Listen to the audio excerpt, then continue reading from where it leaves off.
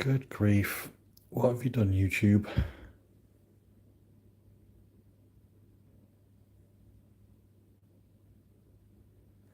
I have no idea what's going on, but the damn thing doesn't want to work.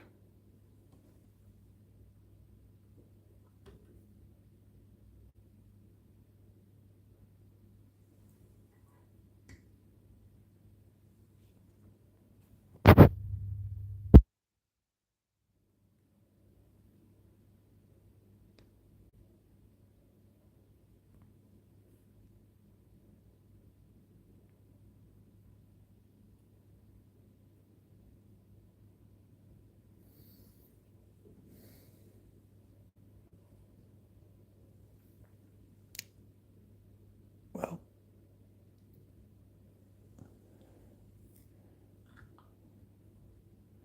this is supposed to be a view down the microscope, but YouTube's playing silly buggers.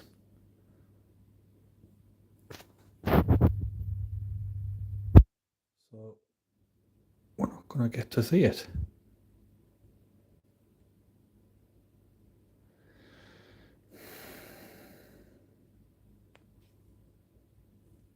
This is so much easier on TikTok.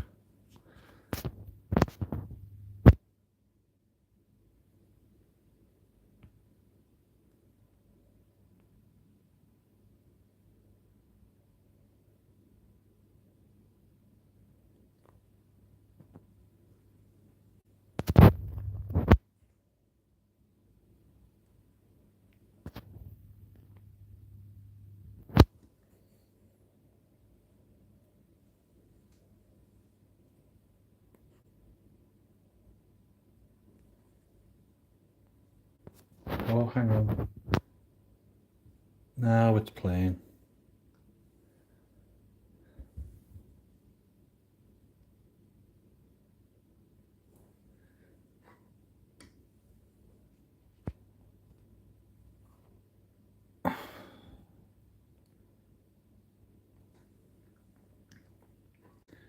Good grief.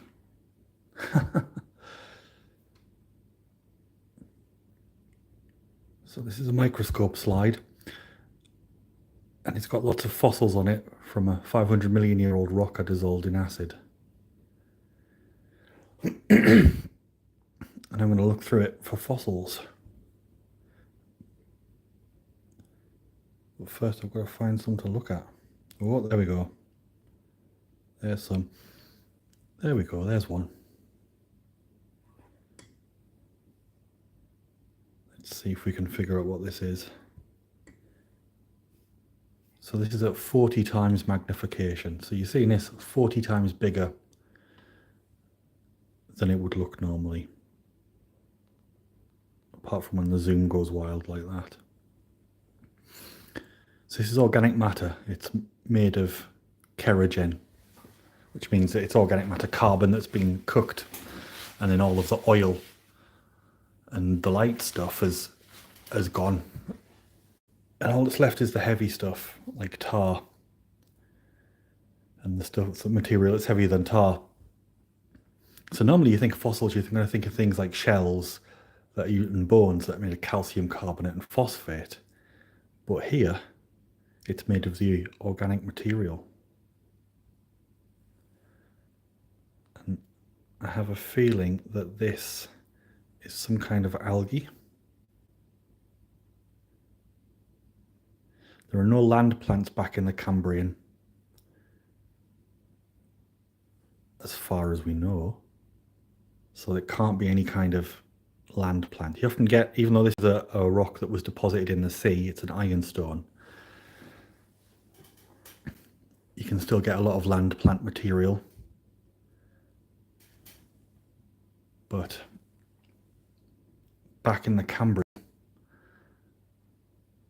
the biggest plants you had on land were little bits of moss that were still stuck around beaches and ponds. So I think this is some kind of algae or seaweed. If you imagine it as being like a little tiny single leaf. Let's go and look for something else. So there's plenty of animals around and other interesting creatures. So we might be able to find some interesting bits if we're lucky. What have we got here? That's just a lot of fluff. This is a pretty shallow water environment, so anything that died and wafted was on the seabed would have been wafted around a lot by waves before it was finally buried. So a lot of it's going to be broken up, because a lot of the shells in this rock, and there are plenty of shells of things like sea urchins, crinoids, clams and brachiopods, bits of trilobite.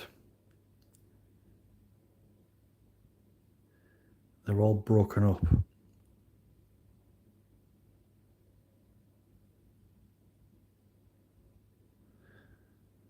No probs, Kelly. There's always jobs to do.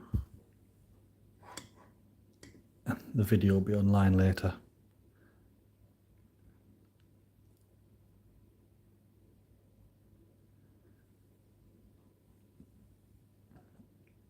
Looks like more little bits of algae.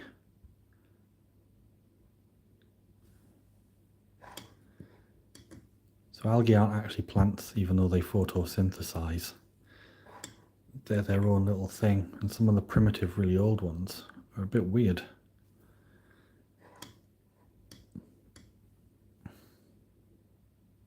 Yep, some bigger bits. Some of the really primitive old ones are more like colonies than single organisms, even though they're a single organism.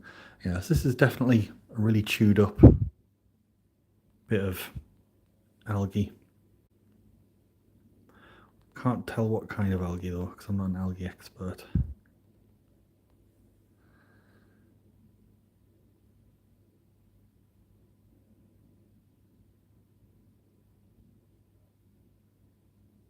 The other thing with this being in the Cambrian is that when stuff died and sank to the seabed, as well as there being lots of wave action because it was shallow water, there were lots of, oh, hello. There were lots of living things like animals around to scavenge and eat all of the stuff that had landed on the seabed and recycle it. Ooh, okay. So this is an acritarch. And acritarch is the fancy Latin way of saying we don't know what this is, but it was definitely alive. And they're usually things like algae spores.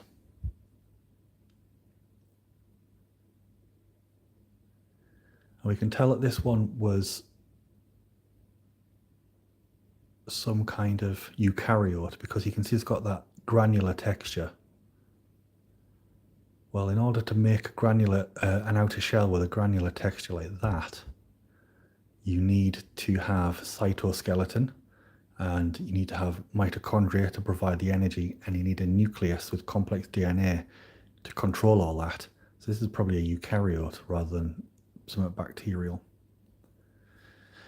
I wish I could zoom in further though to see what it was fully.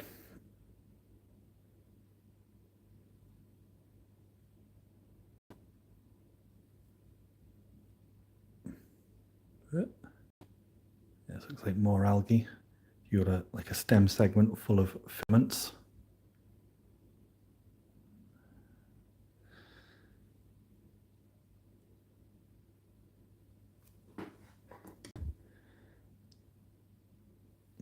So if you're thinking that there's a lot of algae, have a think about what it's like when you go somewhere like the beach today.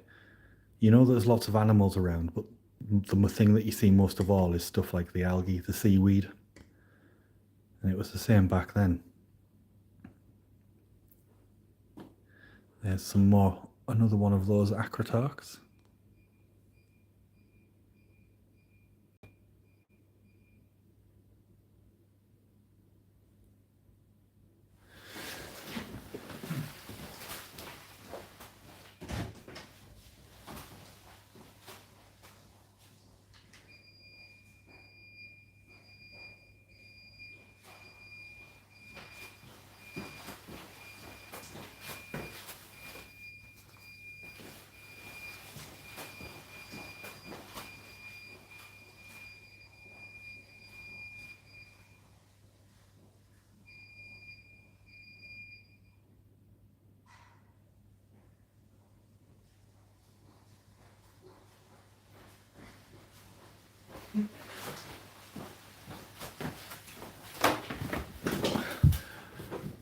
Mini emergency. Someone tried to put on the burglar alarm as they were leaving the office. Yes, this is an acritarch. It's definitely a eukaryote. So acritarch, like I said, it's a fancy way of saying we don't know what this is. But look at all that texture and sculpture. So what some algae do, especially the single cell ones, is when the conditions in the sea aren't good enough, when there's not enough oxygen or food around, they make a little sleeping bag and they go into hibernation. And that's what we think a lot of the oh my god, they're putting the alarm on again. And that's what we think a lot of the acritarch fossils are. So this is probably something to do with the all the algae we keep seeing.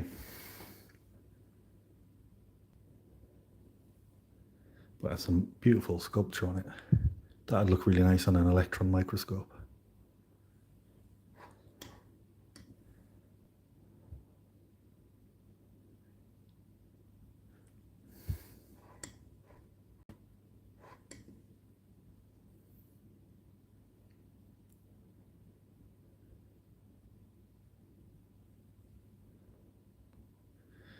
There's another acritarch. These are all probably the same thing. And they've decayed slightly differently before they were buried. So we're seeing slightly different versions of them. But it's still really nice. Well, it looks really nice at my end down the microscope. I don't know what YouTube does with the camera, but it looks bloody awful on the screen. Ooh, here's something fun.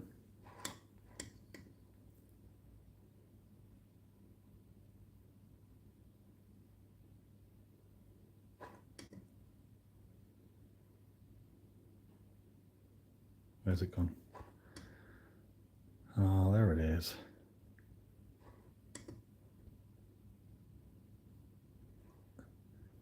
So there's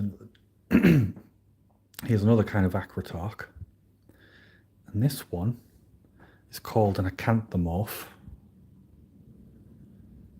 So acritarch is Latin for, we don't know what this is, and acanthamorph is Latin for spiky boy or thorny boy.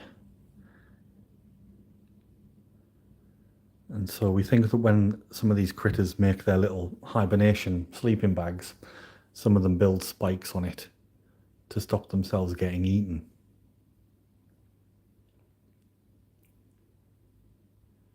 So if you go back far enough in time, the acritarchs are all usually quite smooth and round. And then it's only as you get towards the end of the Proterozoic and towards the Cambrian when you start getting animals and things, and you start getting things like amoebas and stuff eating each other. That's when you start getting spiky acritarchs. So it's possibly some kind of defense mechanism that was evolving.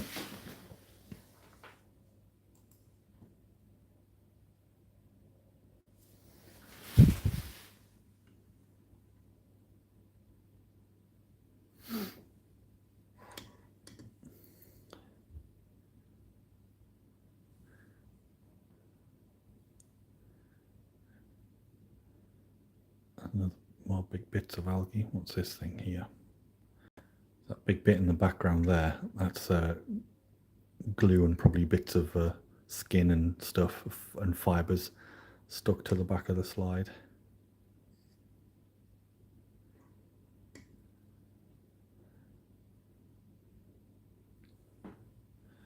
It's more of our algae. Looks like parts of its outer coating.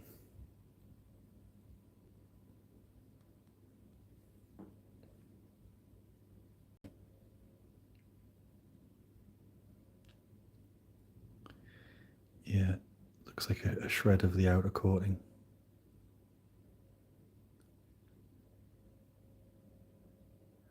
So if we could zoom in even more, what you'd see is that actually this is like a sheet made of little tubes. And inside those tubes, you could see lots of little cells. So we know it's some kind of multicellular critter. Let's keep going this way.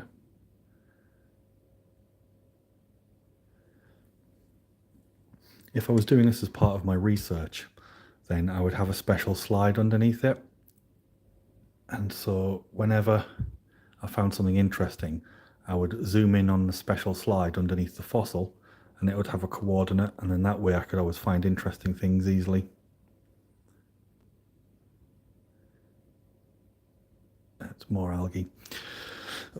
More algae tissue. This one is a lot lighter in colour because it hasn't decayed as much and hasn't been altered as much by the process of fossilization. So it's probably something that went into the sediment pretty quickly after death, or maybe even while it was still alive.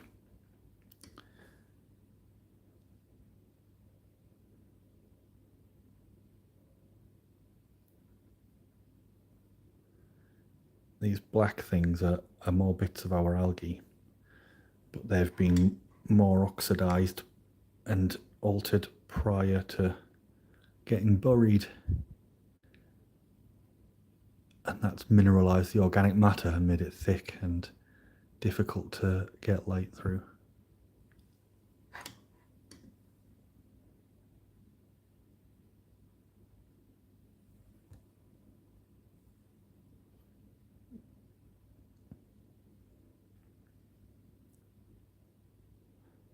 Ooh, what's this down here?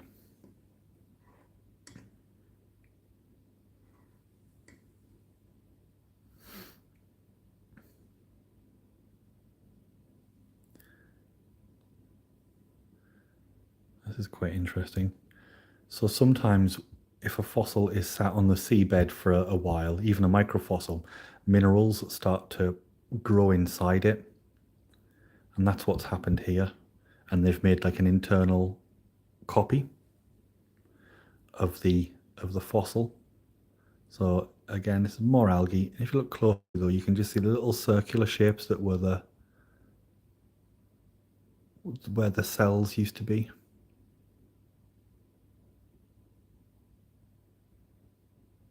So that's pretty neat. So the technical name for those is Steinkerns, which is German, I think, for stone kernel or stone seed. Ooh, what's this?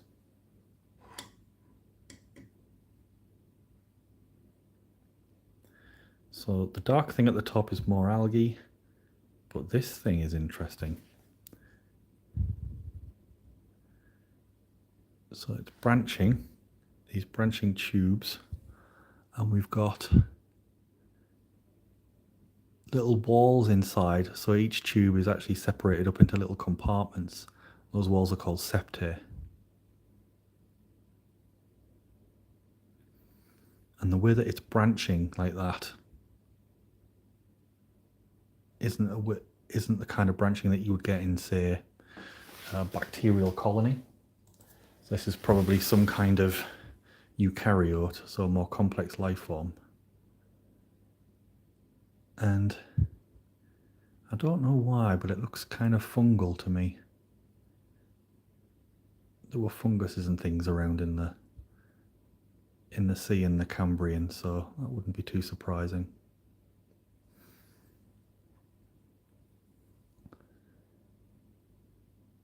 There's another acritarch. That one hasn't been broken apart though.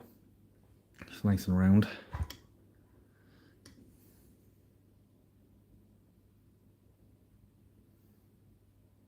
Ooh. Oh, hello. Look at this long boy.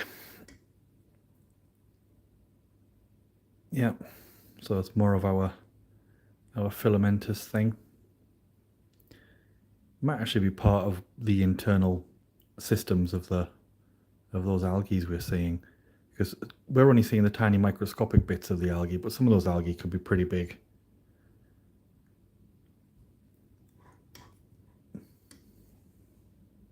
I don't know if they got as big as modern kelp do, but certainly they're more than big enough to see them, because we found the fossils are the big ones. Another really nice acritarch. Look at all that texture.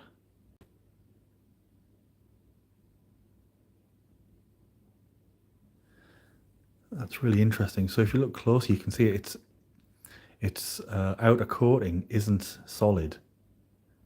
It's like little linked rings, kind of like chainmail. So that's definitely something you'd only get with eukaryotes. Bacteria can't make something that complex. That's cool.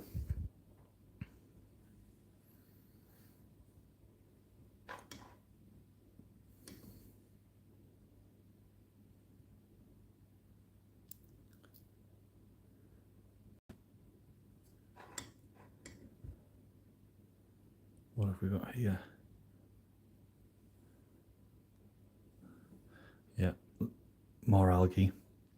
So this looks like the blade of the algae.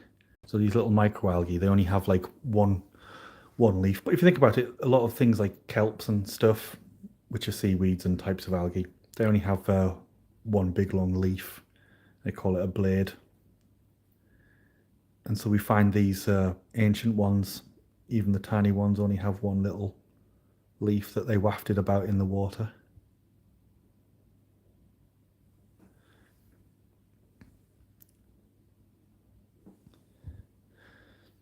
One of the reasons I know that they're probably algae is that when I looked at this rock before I dissolved it, I had a look at the surface of it to see what fossils were on the surface. And you could see the little outlines of them. And see that they had like a little root buried in the sediment and that they'd been buried. Ooh. This looks like something different. This little vase-shaped thing looks like something called a chitinozoan. I'm not really sure what they are because they're extinct now, but they made these little organic vase-shaped shells. And sometimes they had little spikes on or little branches. We think the creature inside might have been like a little amoeba. But they're super common in rocks, marine rocks from the Cambrian and Ordovician periods. So much so that you can use them to find out how old the rock is to a pretty accurate degree. They're a really good index fossil.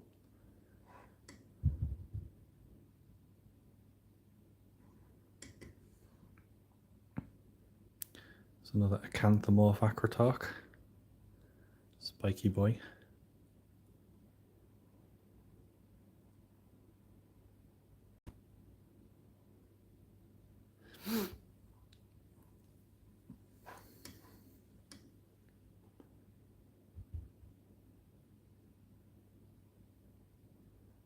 There we go, there's another spiky.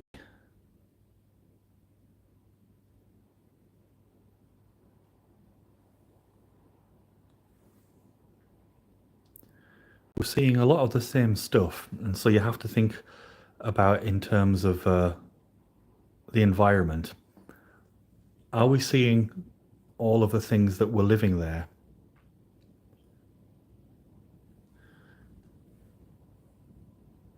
Or are we seeing only a selection? So sometimes you do get environments where it's conditions are difficult, so only a few different things can live there. But it may be that these are only the only things that would preserve.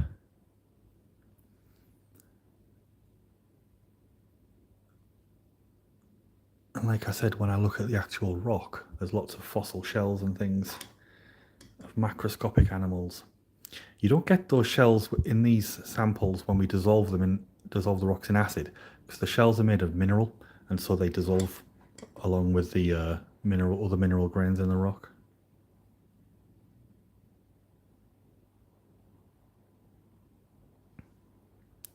So that's why you have to look at things at from different methods. More acanthamorphs. More of our algae acrotarchs. Oh, this one's got like this hole at the end. So when I was saying that they make the little sleeping bags, to get out of the sleeping bags, they have a special little escape hatch called a pylome, and that's what that looks like.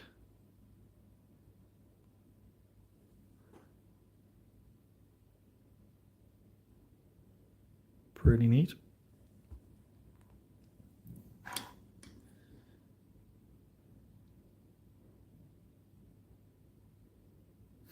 There's a lot going on over here.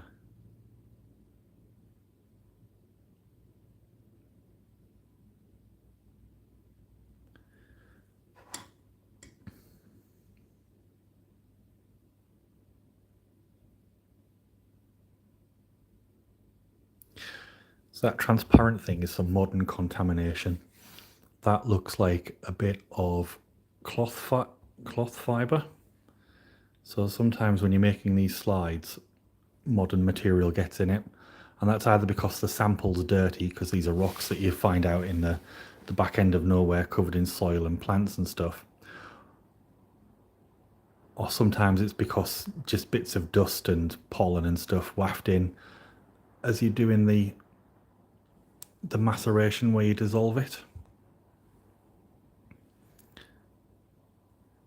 It can't be helped, but you can easily see how it's really different from the fossil. So the brown one there is a fossil for sure. And yet another one of our little algae friends. But the long transparent one, that looks like a bit of cloth. It's probably from Alex, our lab tech, probably from his lab coat.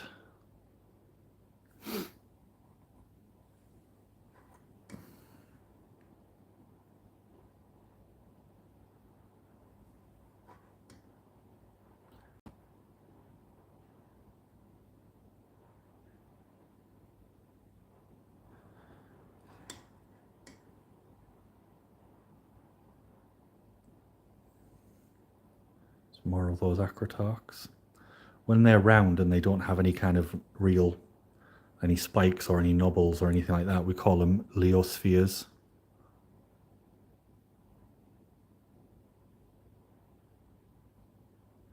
So there's a lot of leospheres in here. Often when you get a lot of leospheres, that means you've got a specialized environment. And like I said, this is an ironstone. And ironstones are deposited usually in very specialized environments. There's a big bit of algae there.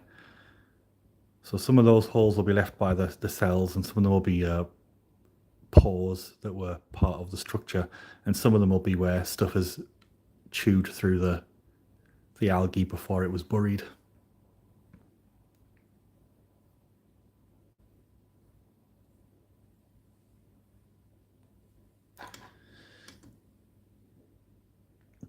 Yeah, so ironstones form in very specialized environments.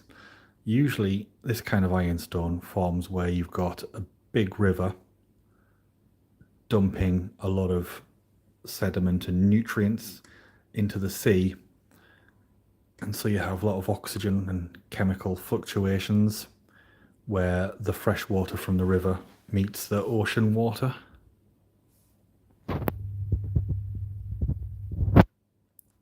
So there's lots of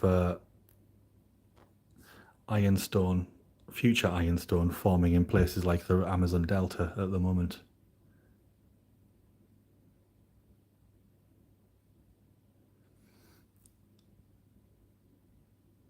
And a lot of critters, especially micro critters, don't like it when there's a lot of nutrients about, when it's eutrophic. So you only get specialized organisms living there. Let's have a look. So this is a leosphere. This one's called Leospheridea jacutica. So Leospheridea is the genus and jacutica is the species. And we know it's Leospheridea because it's roughly circular, spherical, and it's got no ornamentation or texture or spikes or anything like that. And we know it's jacutica because it's relatively large. And it's got these kind of big, thick, dark folds in it. And they're kind of shaped like, they're called lanceolate. And that means they're shaped like the end of a spear.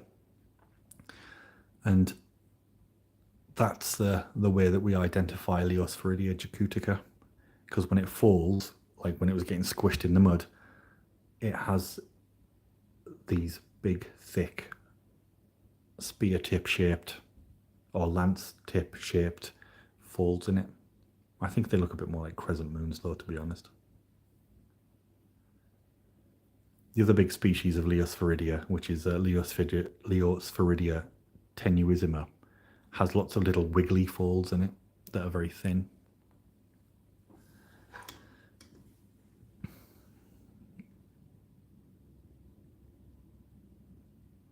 That's another acanthamorph.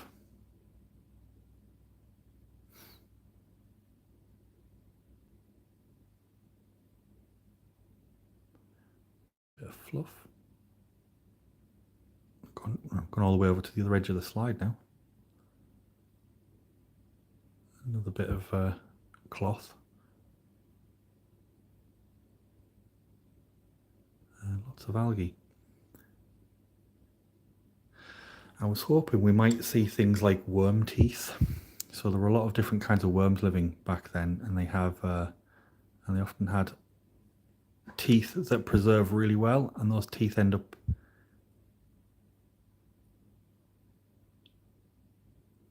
coming out in these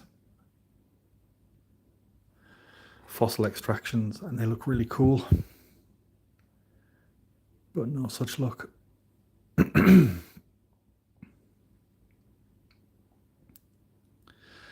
Oh well.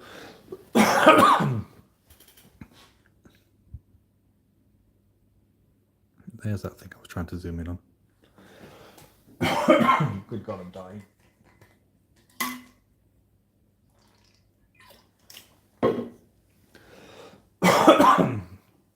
Good grief. Okay, let's have a look at this.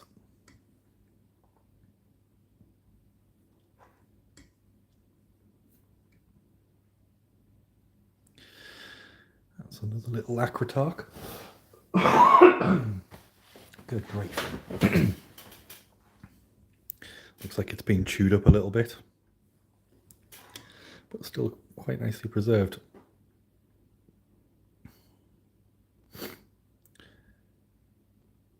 Wonder if I'll be that well preserved in 500 million years' time. I make that joke every single time I do one of these. Ooh, hang on, what's this?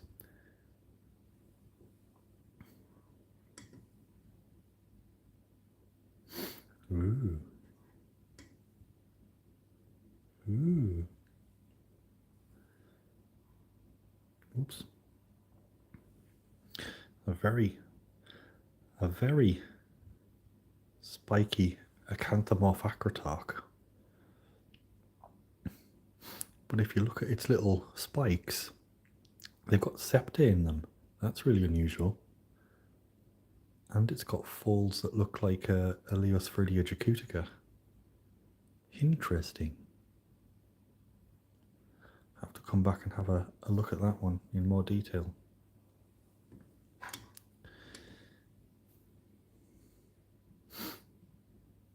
So these rocks are a lot younger than the rocks that I normally study. The rocks that I normally study are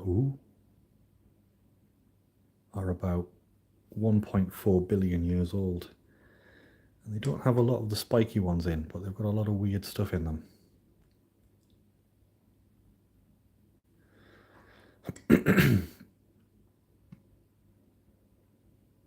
Whoa. Yeah, so another acanthamorph acritarch, but a different kind. No idea what this one is.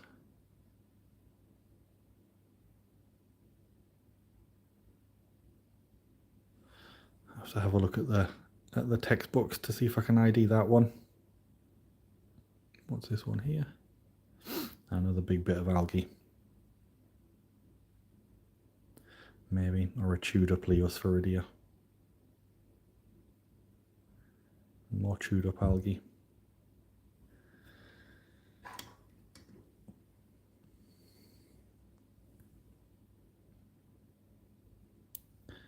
More acanthamorphs. Okay, I think I'm going to call it a day there.